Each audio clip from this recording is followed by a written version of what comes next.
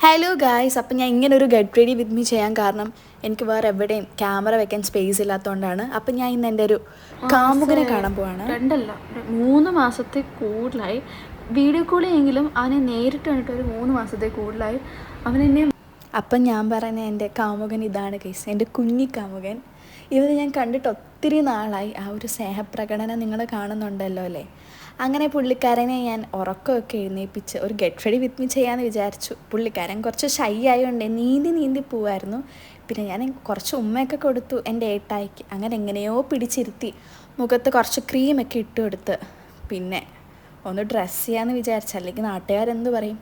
അതാണ് എൻ്റെ ഡ്രസ്സ് ചെയ്യാനുള്ളൊരു പാടാണ് നിങ്ങൾ കാണുന്നത്. പുള്ളിക്കാരൻ സമ്മതിച്ച് തരുന്നതേ ഇല്ല. പിന്നെ ഞാൻ ക്ലാപ്പ് ചെയ്യാനൊക്കെ പഠിപ്പിച്ചു. എൻ്റെ ഏട്ടായിക്ക് എന്നെ അനുസരണ ഉള്ളതുകൊണ്ട് അത് അപ്പം തന്നെ പഠിച്ചു.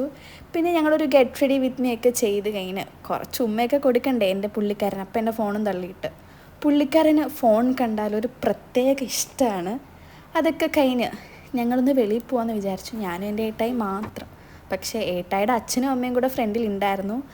അങ്ങനെ എൻ്റെ ഏട്ടായിക്ക് ഞാൻ ഉമ്മ കൊടുക്കുന്നതാണ് ഇഷ്ടം. അങ്ങനെ ഇതാണ് ഏട്ടായിയുടെ അമ്മ, എൻ്റെ അമ്മായി അമ്മ.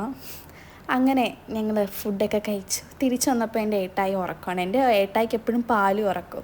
അപ്പോൾ അത്രയേ ഉള്ളൂ. ബൈ.